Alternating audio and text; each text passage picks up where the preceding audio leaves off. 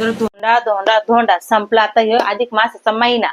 तर नाही का खूप जणांनी रील वरती नाही का अधिक मासाचे ज्यांनी ज्यांनी जेवू घातलेले एक जावायला दुसऱ्या पाहुण्यांना, तर त्यांची तर रील बघूनच माझं डोकंच बंद पडलं होतं. कारण की हा खेळ फक्त श्रीमंत लोकांचा, गरीब लोक नाही की इथं खात आणि ते करतच नाही.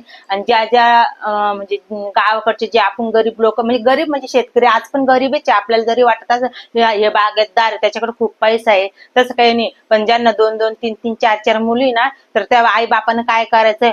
आणि त्यांचं नाही का हे आजकाल तर मुलींना आता सगळ्यांना हेवे देवे झालेले. कुणाचे नाही का, कुणाचे भाऊ दारू पित्या, कुणाच्या आई वडिलाचं चालत नाही, काही काही मुलींना आई वडील नसतात. तर मग त्यांनी काय करायचं. कारण की नाही का म्हणजे एवढं सगळं रील बघून नाही का थोडासा कुठेतरी नाही सगळ्यांनाच हे वाटतं की आपल्याला पण असं थाटामाटात कोणीतरी बोलावलं पाहिजे. पण हे नाही सगळा पैशांचा खेळ आहे. एक तर पाणी पाऊस असं करू लागलेला आहे. आणि हे सगळं नाही का रील साठी ज्यांना ज्यांना नाही का आई वडील नाहीये, परत काही काही खूप अनाथ आश्रम आहे, तर तिथे त्या मुली राहतात, तर त्यांच्या थोडीशी इतकं सोहळा होतात. पण सोहळा होत नाही ना. देश 90% गरीब म्हटलं तरी चालतो का.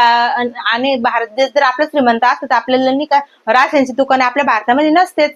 कपडे करू नका तुम्ही सोनं नाणं घेऊ, पण कमीत कमी भाऊ हो किंवा आई वडिलांनी नाही का मुलीला नाही का ज्या वेळेला तरी बोलावलं पाहिजे. चटणी भाकर का व्हायना ह्या महिन्यामध्ये नाही का खाऊ घातली पाहिजे. खूप जण म्हणते नाही का आता हे उगा आमरसाचे दिवस होते म्हणून आपण आमरस केला. जर काही काही मुलींचे काय करतात, सासू सासरे म्हणतात तुझ्या आई वडिलांनी असं नाही केलं तसं नाही केलं. हो, काहीचे नवरे समजदार राहतात तर काहींचे नाही राहत. म्हणजे प्रत्येकाचे सगळ्याला भावजाई असतात, सगळ्यांना नंदान ते असतात.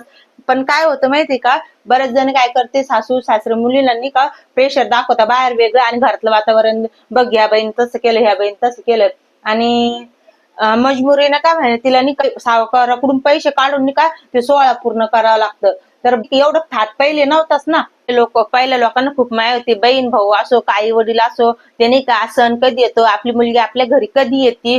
तर पहिल्या मुलींना खूप सासूरवास व्हायचा. तर आजकाल आता तसं काही नाही राहिलेलं आहे. म्हणजे कमीत कमी सासूरवास 60-70% तर कमी झालेला आहे.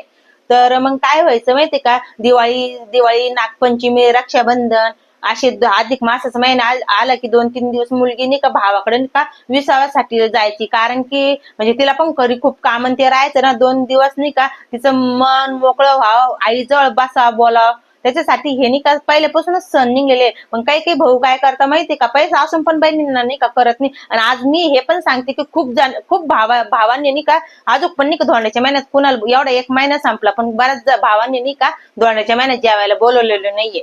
त्यांनी नातेवाईक किती पण असले ना, खरा मान हा फक्त भावाचाच असतो. बरं कोणाचे भाऊ भाऊ असे, कोणाचे आई वडील किती चांगले, कोणी कोणी कसं कसं केलं, कोणी कोणी अधिक मासामध्ये काय काय केलं. खरंच माझा विचार पटले, मी जे बोलले ते खरं आहे का खोटं हे फक्त सांगा तुम्ही.